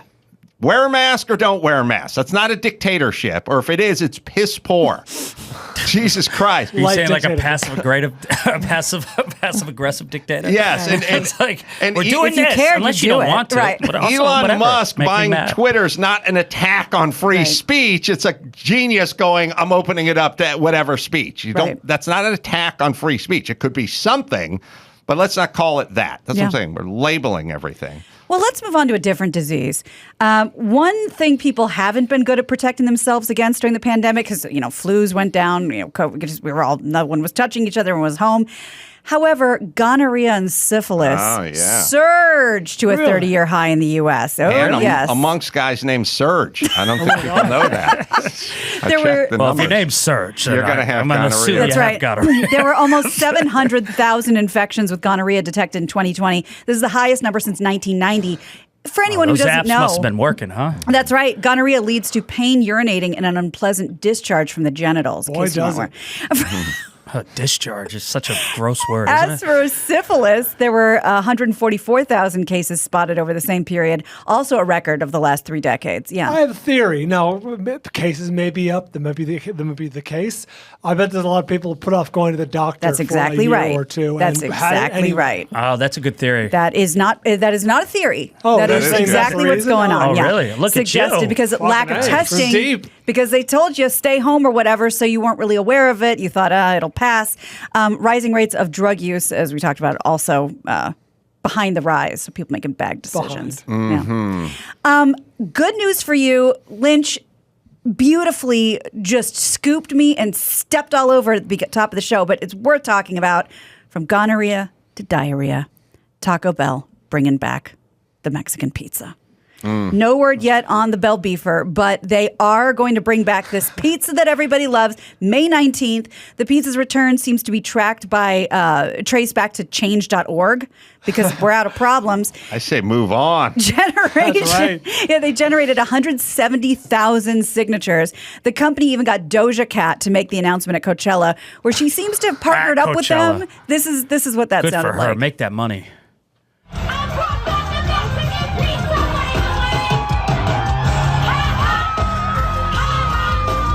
Pretty sure there's a partnership This there. is not rock and roll or whatever. That Yeah, by the way, how much of people Coachella stoned and shit going, she just fucking say Mexican pizza? Yeah, no, how high am I? How fucking Is that part of rolling the am I? lyrics? Yeah. It But also screw sounds it, like if you pay me, I'll do it. sounds like a gay porn position right. for Mexican pizza. Chris said he bought 5 what? Oh yeah, I bought 5 of them the last day that they were out, just because I was going to my friend's house. I'm like, I'm getting everybody Mexican pizzas on the way in, and yeah, so I spent all that money. I mean, not that much money, but Yeah, it's like $12. $1 pizza. I feel tricked. I feel tricked either way. My wife, Christy, works on works for the company that represents them, their marketing. It's not our client, but she works for the company. There was outrage amongst Taco Bell fans when Mexican pizza went away a few months ago. Really? Oh my! Are you? Yes. I gotta Wow. say a couple things. I was walking. I did a whole. Me and my son did a whole lap of City Walk, and I haven't been up there and done the City Walk in many a year. Same. And you got to take a few years off. It's like Disneyland. And I walked the whole length of the place. And it was fat people everywhere. This is just Easter Sunday, folks and their kids. There were plumpers up and down. And like the part where buy BMI and all that, all that stuff, that's all very, technical. Just go to a place you used to go to 20 years ago, 10 years ago, and just walk amongst the people. You don't need a clipboard. You don't need a scale. You don't need calipers or anything. Just walk and go. Couple eyeballs. Boy, fat. mouth That kid is fat. Oh, that kid is fatter. You know what I mean? Oh, that kid's fat and his dad's fat and his mom's fat. Like it is all over everywhere. Would you call it a pandemic or an epidemic?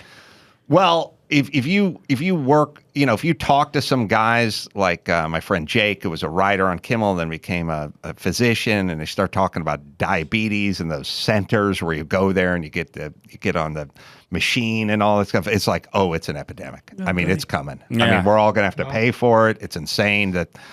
Look, we should get a 9-year-old who's morbidly obese, and they just carry that through their life.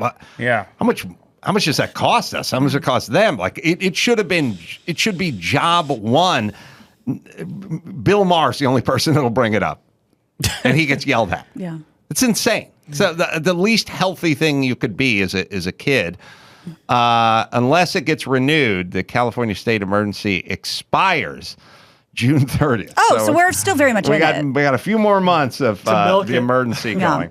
All right, let's bring her home. You got it. I'm Gina Grad, and that's the news. Oh my name is our fuss. Gina.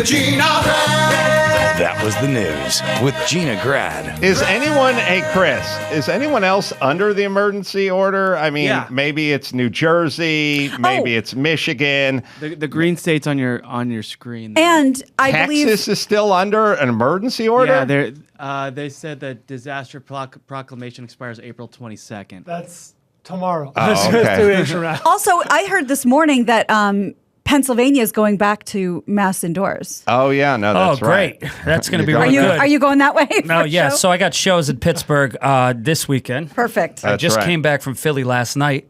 Bring a mask. Bring a mask.